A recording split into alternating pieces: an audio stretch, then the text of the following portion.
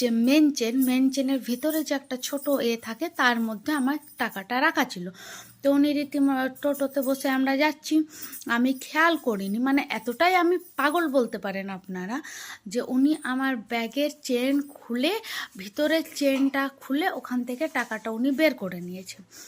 কিছুটা রাস্তা গিয়েছি, প্রায় আমরা নামবো 2 মিনিট আগে ওনারা টোটোকে বললেন এখানেই আমরা নামবো, নেমে গেলেন। আমিও, আর উনারা টাকাটা বের করেছেন, ভেতরের চেনটা লাগায়নি কিন্তু বাইরের চেনটাকে আবার টেনে দিয়েছেন। মানে আপনি বলতে পারেন আমাকে পাগল, যে আমি ওনার পাশে বসে আছি, উনি আমার চেন খুলে ভিতরের চেনে হাত দিয়ে মানে টাকাটা চুরি করে নিয়েছেন।